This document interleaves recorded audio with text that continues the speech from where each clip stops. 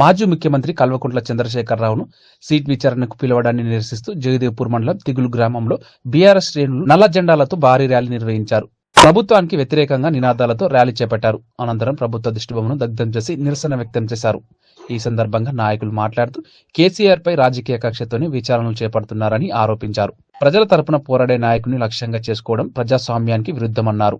ఈ కార్యక్రమంలో బీఆర్ఎస్ శ్రేణులు సుధాకర్ రెడ్డి, పరశురాం, భూమయ్య, శ్రీనివాసరెడ్డి, ఎల్లయ్య, అశోక్, ఎల్లారెడ్డి, శ్రీరామరెడ్డి తదితరులు పాల్గొన్నారు. మాజీ ముఖ్యమంత్రి కేసీఆర్ గారిని సీట్ ముందుకు పిలిచి మరి ఫోన్ ట్యాపింగ్ కేసులో మరి ఆయన విచారణ నిమిత్తం ఈరోజు పిలవడం జరుగుతుంది. వాస్తవంగా 65 సంవత్సరాలు దాటిన వాళ్లను ఎక్కడ నివాసం ఉంటే అక్కడనే ఆ ఏసీబీ అధికారులు వచ్చి విచారణ చేయాల్సినటువంటి పరిస్థితి. కానీ ఇవాళ ఆయన హైదరాబాద్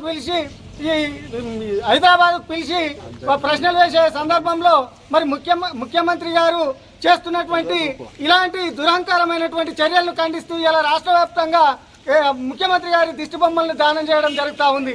మరి ముఖ్యంగా ఆనాటి ప్రధానమంత్రి మన్మోహన్ సింగే చెప్పిండు ఏమని, ఫోన్ ట్యాపింగ్ కేసులు పోలీసులు చేసుకుంటారు, ప్రభుత్వాలకు సంబంధం లేదని కాంగ్రెస్ ప్రధానమంత్రి చెప్పినప్పటికీ కూడా ఈ ముఖ్యమంత్రి, ఈ లంగ ముఖ్యమంత్రి మన బీఆర్ఎస్ నాయకులను ఇబ్బంది పాలు చేసే ఈ కార్యక్రమాలు చేపడతా ఉన్నాడు.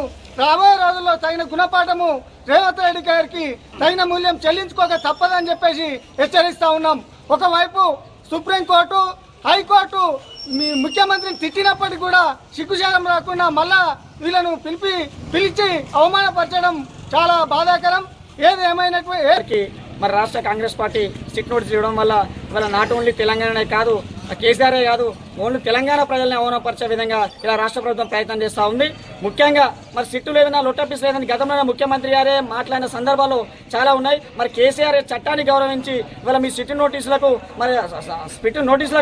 చెప్పడానికి వస్తూ ఉన్నారు. మరి రాష్ట్ర కమిటీ పిలుపు మేరకు మేము ఇవాళ గ్రామ కమిటీ ఆధ్వర్యంలో ర్యాలీ నిర్వహించి మరి రేవంత్ రెడ్డి గారి దిష్టిబొమ్మ దానం చేయడం. ఇటువంటి సిట్టు నోటీసులు ఎన్ని ఇచ్చినా తెలంగాణ ప్రజానికం అంటేనే కేసీఆర్ అంటేనే తెలంగాణ.